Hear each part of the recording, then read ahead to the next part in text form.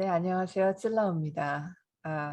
계속해서 제가 지금 공부하고 있는 샤르 비트콘 을 계속 알아보려고 해요. 저번 시간에서는 제가 그 소개글 중에서 1번 부분 중간 지점에서 끝을 맺었는데요. 거기서부터 다시 픽업해 가지고 1번 끝부분하고 그리고 오늘은 2번 부분까지 계속 알아보는 시간을 갖도록 하겠습니다. 네, 지난 시간에 얘기할 때는요. 그 람반께서 말씀해 주신 에무나는 나무와 같고 비타코는 열매와 같다라는 말도 했었고요. 그리고 여기는 하셴 오직 그 복되신 분을 의지하라라는 주제에 초점을 맞추고 있다는 말도 했었고요. 그리고 이 책에서는 비타코는 5가지 영적 혜택과 5가지 세속적 혜택에 대해서 자세히 설명이 나와 있다고 했어요.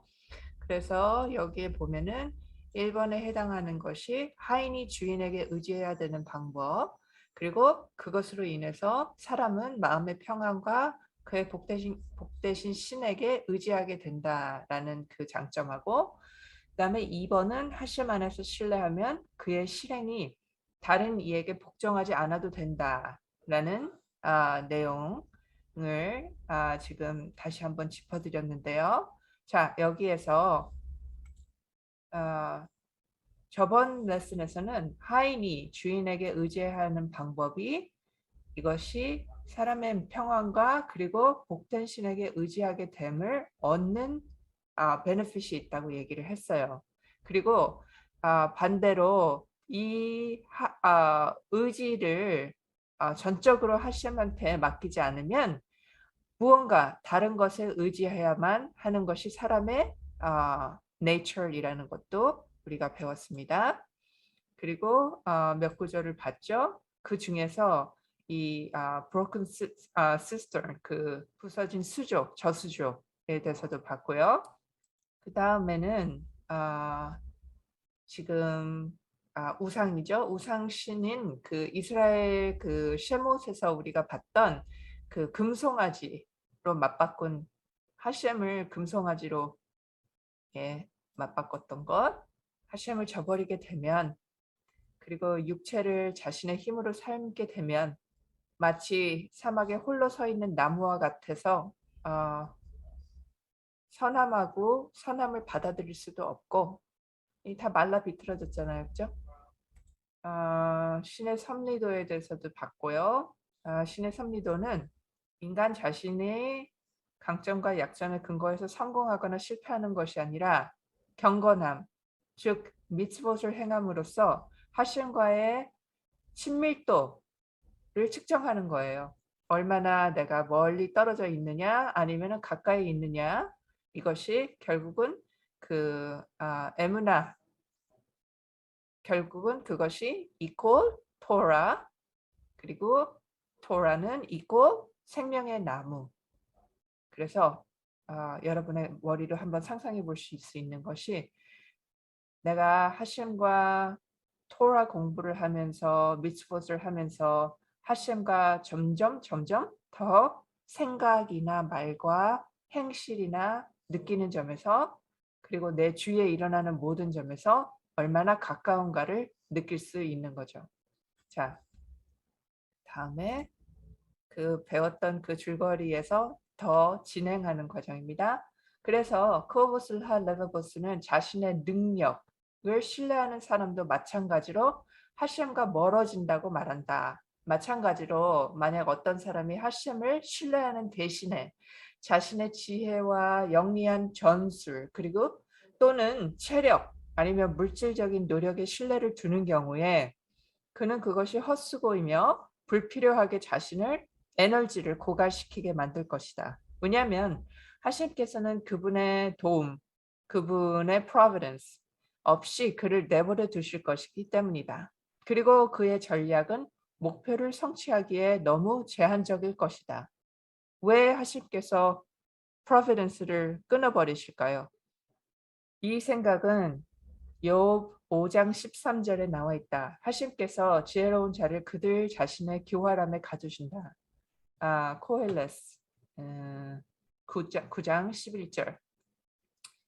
인간의 힘과 지혜의 한계에 대해서는 태양 아래서 다시 한번 본 것은 경주는 민첩한 자가 이기는 것도 아니고 강한 자가 이기는 것도 아니며 지혜로운 자에게 빵이 오는 것도 아니며 부가 지식인에게도 아니다.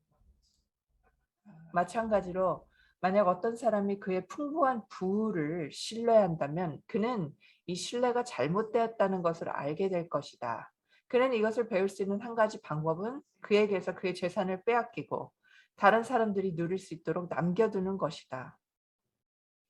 욥 27장 19절에 나오는 대로 부자는 병석에 누워 있어도 죽게끔 수거되지 않고 눈을 떴을 때 그것이 없다. 다 잃어버린 거죠. 죽지도 못하고. 또 다른 곳에서 잠언 23장 4절에 이르기를 부자가 되기 위하여 스스로를 지치게 하지 말라. 자신의 이해에 의지하기를 삼가라. 부의 눈을 돌리면 그것은 사라지고 그것은 마치 독수리처럼 스스로 날개를 만들고 하늘로 날아오른다. 또 다른 구절 예레미야 17장 11절에서는 하심을 의지하지 않고 부당하게 부를 축적한 자에 대해 언급하기를 그의 날들 가운데서 그것은 그를 떠나고 그의 끝에 그는 어리석다 여겨질 것이다. 하심 대신에 그의 부를 의지한 사람도 이와 같은 일을 맞을 수 있다. 그 대신에 자기의 부를 신뢰하는 사람이 그 재산을 잃지 않더라도 그 재산에서 얻을 것으로 기대했던 이익은 그 사람에게서 원천 징수될 수 있다. 슐로모 하멜렉이 다음과 같이 말했다. 코엘레스 6장 2절에 내가 목격한 불행이 있다. 하신께서 부와 재산과 명예를 준 사람인데 그는 마음의 욕망에서 부족한 것이 아무것도 없으나 하신께서는 그에게 그것을 즐길 수 있는 수단을 주지 않으셨다. 이런 경우에 돈은 오직 그가 사고로부터 보호하는 보증금으로 하셈의 섭리를 통해서 자신보다 더 받을 수 있는 자격이 있는 사람에게 넘겨질 때까지 부자에게 남아있을 것이다. 이후에 나오는 몇 가지의 문장이 있는데요. 같은 맥락인데다가 또 반복하는 내용이라 저는 그것을 지금 줄였고요. 요약하자면 비타콘의 첫 번째 영적 혜택은 주인을 의지하는 종의 평온함을 얻고 하심에게 종이 주인에게 하듯 붙어야 한다는 것이다. 그러나 만일 한 사람이 다른 실체, 즉 거짓 신이든 인간이든 자신의 힘이나 교활함이나 재물이든 다른 실체에 의존한다면 그는 물을 담을 수 없는 부서진 저수조를 위해 모든 선의 근원을 버리는 것이다. 이 경우 하심은 그분의 은총을 철회하거나 축소하며 그 사람은 실패하거나 불행에 직면하게 될 것이다. 사람들의 환심을 사기 위해 사람들을 섬길 필요를 느끼지 않을 것이다. 또한 그는 자신이 안전하다고 느끼기 때문에 사람들에게 아첨하지도 않을 것이며 그들이 강하다고 해도 그들의 위상은 그를 위협하지 않을 것이며 그는 그들과의 대결을 두려워하지 않을 것이다. 왜냐하면 그는 하심께서 그를 감시한다는 것을 알고 있기 때문이다. 반대로 하심께만 의존함으로 그는 한 사람을 짓누르는 타인의 호의에 대한 무거운 의리를 스스로 벗어던질 수 있을 것이며 따라서 그들에게 과도하게 감사해야 하는 부담과 그들의 호의에 대한 보답의 의무를 스스로 없앨 것이다. 더구나 그들이 잘못을 저지르고 그가 그들을 꾸짖으면 그는 그들의 자존심에 지나치게 신경을 쓸 필요가 없을 것이다. 그리고 그들이 저지른 죄 때문에 그들에게 수치를 주어야 한다면 그는 그들 앞에서 부끄러워하지 않을 것이다. 그러므로 그는 그들의 거짓을 더럽히지 않고 그들의 악을 최소화하려 하지 않을 것이다. 이 부분에 대해서는 계속 묵상하고 노력하는 과정이라고 생각되고요. 하라비 고틀리프께서는 항상 사랑으로 그들 편에 서서 그들에게 유용한 판단을 하라 하고 말씀하셨습니다. 하나님께서 제게 자비를 베푸시듯이 나도 자비를 베풀고 또 하나님께서 내게 무엇 하듯이 나도 다른 이들에게 어떻게 하고 그리고 또 여기서 또 다른 말씀들 중 하나를 더 말씀드리자면 창조주께서는 나의 오른쪽 그림자시다라는 시편 121장 5절의 말씀입니다. 커멘터리를 보면 Kedusha Levi Numbers Naso 2, 6 and 23 하나님께서 모세에게 말씀하시기를 아론과 그의 아들들에게 말하여라. 너는 이스라엘 자손에게 이렇게 말하며 복을 빌어주어야 한다. 발셈 토브께서는 이 구절을 반복해서 그의 청취자들에게 시편 121장 5절을 전달하셨는데 시편에서는 하셈을 우리의 수호천사로 묘사하고 그분을 그림자에 비유하고 계십니다. 즉 하셈 너의 오른쪽 그림자. 그림자는 항상 그림자의 주인이 하는 일을 정확하게 따라갑니다. 비슷하게 하셈께서는 인간이 전에 했던 것을 정확히 반영해 주십니다. 여기에 나오는 두 구절을 읽을게요. 나의 주님 하셈 엘로킴께서 나를 도우시니 나는 수치를 당하지 않았다. 그러므로 나는 얼굴을 부싯돌처럼 고치고 수치스럽지 않을 것을 알았다. 이사야 50장 7절. 그리고 그분께서 또 에스겔 3장 9절에서 말씀하시기를 내가 부싯돌보다 강한 쇠붙이처럼 내 이마를 만들었다. 그들은 두려워하지 말고 그들 앞에서 주눅들지 말아라. 3장 9절 말씀이고요. 이제 정리. 그러므로 비타콘의 두 번째 혜택은 사람이 다른 사람에게 복종하는 것을 막아주고 하셈을 위해 정직하게 헌신하고 죄를 지은 자들에게 용감하게 대할 수 있도록 해준다는 것입니다. 다음은 비타콘 의지의 영적 이득에 대한 세 번째 부분이에요. 세 번째는 그의 의존은 그에게 안정감을 가져다 줄 것이며 세속적인 일에서 그의 정신을 맑게 할 수 있을 것이다. 그는 비타콘 의지의 영적 이득의 세 번째 부분입니다. 그의 의존은 그에게 안정감을 가져다 줄 것이며 세속적인 일에서 그의 정신을 맑게 할 수 있을 것이다. 그리고 그가 하심을 섬기는 일들에 집중할 수 있게 한다. 포인트죠. 사실 그의 비타콘은 그를 매우 만족하게 만들 것이고 그의 평온한 정신과 느긋한 마음으로 그리고 그의 세속적인 일에 대한 최소한의 걱정으로 그는 과학 지식과 기술을 사용하여 은을 금으로 굴이나 주석을 은으로 바꿀 줄 아는 연금술사와 비슷할 것이다. 그러한 전문 지식을 가진 사람은 아마도 돈을 생산할 수 있기 때문에 항상 충분한 수입을 가질 수 있다고 가장 자신할 것이고 따라서 그는 걱정 없이 살 것이다. 현대 연금술사, 비록 오늘날 다른 금속들이 화학적으로 금이나 은으로 바뀔 수 없다는 것이 잘 알려져 있지만 허브스 할레바보스가 논하는 연금술사와 같은 수많은 현대 금속들이 있습니다. 이들은 의심스러운 수단을 통해서 비교적 쉽게 부를 축적할 수 있는 능력을 가진 사람들입니다. 한 가지 예는 금융시장을 자신에게 유리하게 조종할 수 있는 기술 천재일 것입니다. 또 다른 예는 완벽하게 진짜처럼 보이는 가짜 돈을 만들 수 있는 재능 있는 예술가일 수도 있습니다. 비타콘을 가진 사람 vs 연금술사에 대한 다음과 같은 논의는 그러한 사람들에게도 약간의 차이가 있습니다. 거기에 대한 10가지의 헤드라인을 주시는데요. 하심께 비타콘이 있는 사람은 자신만만할 수 있고 걱정 없는 것처럼 자신의 욕구가 항상 충족될 것이라고 확신한다. 하심을 믿는 사람은 10가지 면에서 연금술사보다 낫다. 첫 번째, 연금술사는 임의적 제공과 보장이 안 됨. 특정한 아이템만을 필요로 하기 때문에 만일 찾을 수 없다면 아무것도 이룰 수 없다. 또한 항상 그리고 어디에서든 찾을 수 있다고 확정할 수 없다. 지금 이번 주 파라샷 발락에서 나오는 부분이 생각이 나는데요. 보면은요, 막 어느 부분에 특정한 부분에 가서 막 서 있고 아 그리고 막 거기에서 지키고 서 있고 하면서 하나님께서 내게 계시를 주실까 하고 기다리잖아요.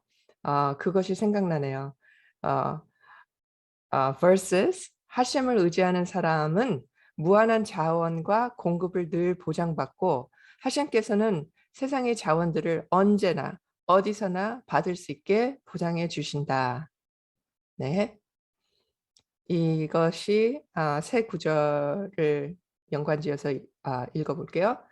여기는 아 드바림 8장 3 절 광야에서 이스라엘 사람들을 먹이신 예 사람이 빵으로만 사는 것이 아니라 하심의 입에서 비추어 내시는 모든 것으로 사람이 산다는 것을 알게 하려 하심입니다.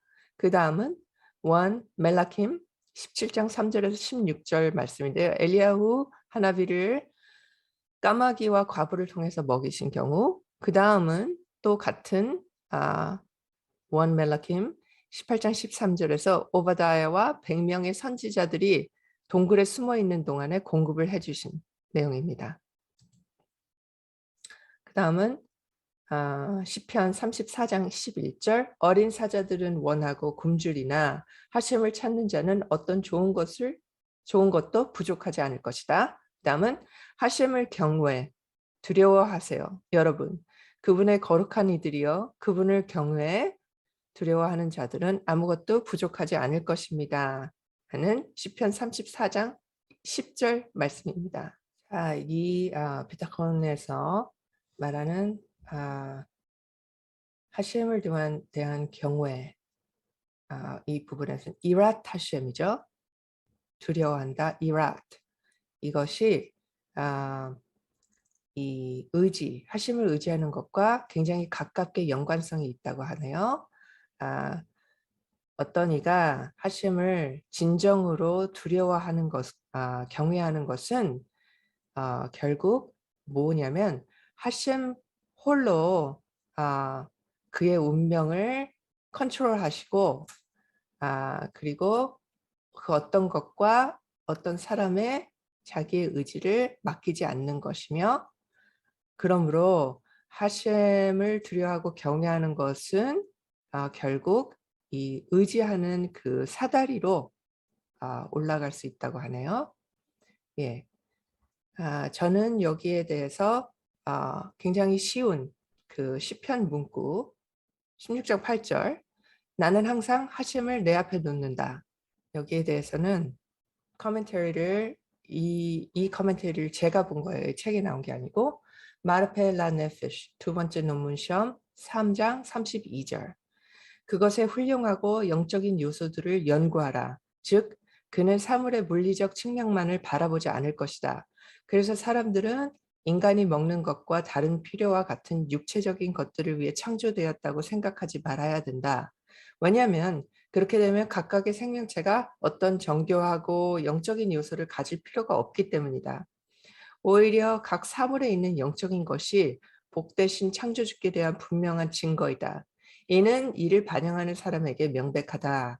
사람이 보는 것, 모든 것과 보는 모든 생물의 습관이 되면 하시험에 경탄할 만한 일을 볼 수 있을 것이며 이를 통해서 내가 항상 창조주를 내 앞에 두었다라는 구절을 완성할 수 있을 것이다.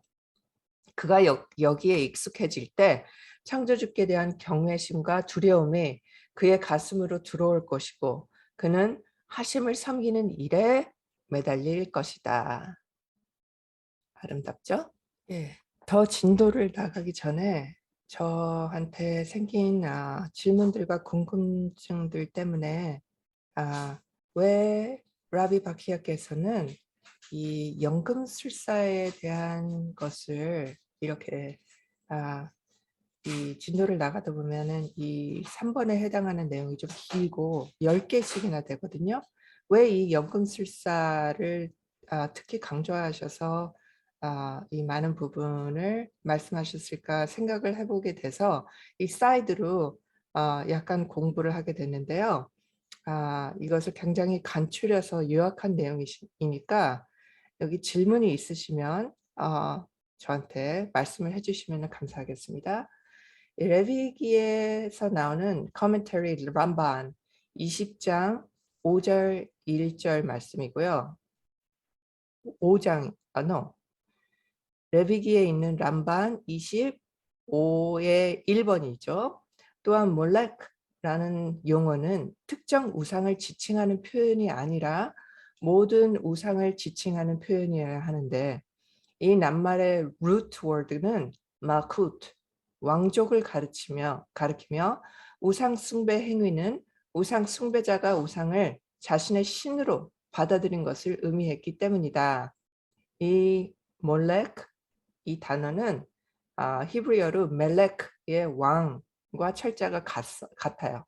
그래서 몰렉은 우상이 아니고 토라가 이 강력한 형벌의 방법으로 금지한 일종의 마법이기 때문이다. 예, 영어로는 witchcraft라고 나와 있어요. 그리고 이사야 8장 19절 말씀에서는 그리고 만약 사람들이 너에게 말하길 새처럼 울며 비둘기처럼 구구거리는 마술사들이나 점쟁이들을 신문하여라. 백성은 그 신적인 존재들, 곧 죽은 자의 그림자들, 1 사무엘 28장 13절, 산자를 위하여 그 죽은 자를 불러드리는 거죠. 산자들을 위해서 그 죽은 자들을. 미드라시 tanchuma 이몰 2장 1절에서는 1 사무엘 28장 14절 15절까지 그 후 사울은 그 사람이 사무엘이라는 것을 알고 얼굴을 땅에 대고 절을 하고 경의를 표하였다. 사무엘이 사울에게 말하였다. 어찌하여 나를 괴롭히고 나를 일으켜 세우셨습니까? 이 뜻은 창조주를 괴롭힐 방법이 저를 우상의 모습으로 만드는 수밖에 없으셨나요? 라고 하는 말씀인데요. 이 뒷배경에는 뭐가 있냐면 사울이 선지자들을 막 다 죽여요. 그러고 나서 점술가를 불러가지고 이 귀신들을 불러일으켜가지고 앞으로 일이 어떻게 될지에 대해서 물어보는 건데요. 여기에 그 불러일으켜진 그 귀신들이 영들이 누가 나오냐 하면 사무엘하고 모세가 나오신 거예요. 예, 여기에서 제가 정리한 내용은 에이노드 느바로 그분 외에는 아무것도 없고 즉 우상은 우리가 세상이나 어딘가에 하셴 외에 다른 존재가 있다라고 여기며 의지하는 것이다. 예, 그래서 제가 여기서 궁금한 점은 이사야 이 8장 19절에서 나오는 이 스포하고 비둘기입니다. 예, 제가 어렴풋이 기억하기로는 스포는 이스라엘이고 비둘기는 야코브 또 이 또한 이스라엘이라고 알고 있기 때문에 여기 점술가로 인해서 사울 앞에 나타나는 두 사람도 다름 아닌 사무엘과 모세고요.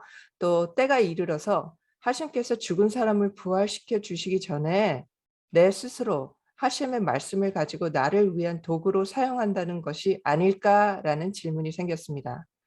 또한 라비 고틀리프께서는 하심은 우리의 목적이지 수단이 아니다라는 말씀을 해주셨는데요. 이 질문과 연관이 있는 것은 아닌지 한번 저는 고민해 보기로 했습니다. 제가 오늘까지 준비한 내용은 여기서 마치고요. 그 다음에는 3번의 그 연금술사에서 10가지 비유를 통해서 우리가 하심을 의지하는 부분에 대해서 배워보도록 하겠습니다. 좋은 하루 되시고요.